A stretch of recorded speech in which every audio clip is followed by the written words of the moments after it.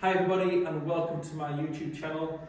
In this video we're going to cover exaggerated practice drills and how they can be a benefit to your game. I put a video out on my Instagram the other day of Camilo Villegas making these really crazy exaggerated practice drills, and it got quite a lot of comments and views. Obviously people were intrigued as to what he was doing. Now, why is it so important? Well, it helps us feel the total opposite pattern. In golf, we don't want to think when we hit the actual shot. So if we can train something that's totally opposite to what we're used to, then hopefully we'll start to ingrain a pattern that's a little bit closer towards the other end of the spectrum. So how can we use this for, let's say, the club golfer? Well, any change we are trying to make, we can apply this approach. Well, let's just say, for example, we've got a slicer in the studio, so someone who cuts across the golf ball aggressively. They actually stand with their alignment aggressively open. So let me just demonstrate one here. I've got a wide open stance and a wide open club face, and I'm going to swing one, and I'm hit the shot, and I feel the weakness to the flight, and I can create that huge banana left to right shape all day long. Now, how can we create exaggerated patterns to help them improve?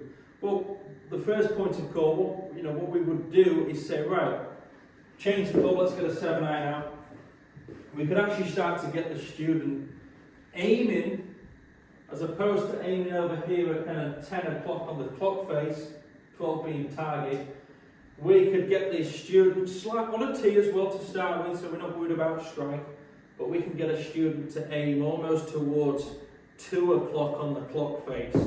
They'll be really scared at first, and they'll hit a lot of crap golf shots, but this changes the patterns on the extreme, so it forces them to do something different. So if we start in this position here, we could see that the first thing that they're going to do is actually swing and hit a load of balls to the right hand side. They're going to probably try and swing over the top of the shoulders as well. Now, as a coach, we would encourage them to keep their chest actually pointing here, because the opposite would be to spin out open and open the chest way too early. So the complete opposite would be to stand closed and keep the chest pointing to the camera throughout the whole motion on a 60% swing. So we go again. Now they may have felt a little bit more solidity to the contact, but the ball's still going a little to the right. And then we'd start to encourage them to create a bit more turn of the club head, a turn and twist of the shaft. We'd call that torque, applying torque through the club to create a bit more of a closure of the club face with that same feel, to which that felt even stronger.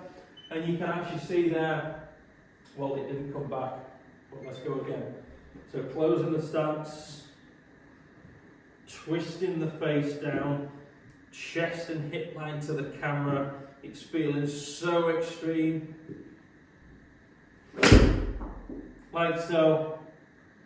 Body's not spun out, but you can see now I've created a huge amount of curvature on that golf ball, right to left, which when you get a slicer in here and they create that sort of ball flight, they're inspired and they feel confident going forward, that they can make the change and influence the ball flight. So that's a quick point on how changing, making extreme changes in your golf swing as drills, fun drills, can help influence how you improve. So this player would have started with a wide open hip line, wide open shoulder line, spinning out early.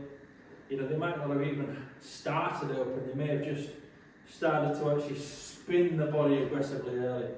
And then we change the pattern through setup, through restricting the ability to turn the chest, which is a totally opposite alien position to them, but it started to influence the ball flight.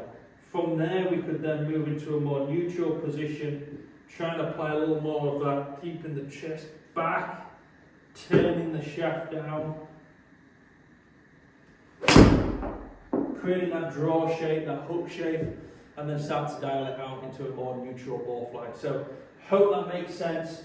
It's something that is really important for us to remember, that exaggerated practice can create a longer lasting change. This thing that Camilo was doing here is obviously forcing more forward bend, more tilt of the spine over, maintaining this rotary electro. Hope that makes sense. Any questions, leave them in the comments below. If you've liked this video, then like and subscribe, and I'll continue producing this content for you.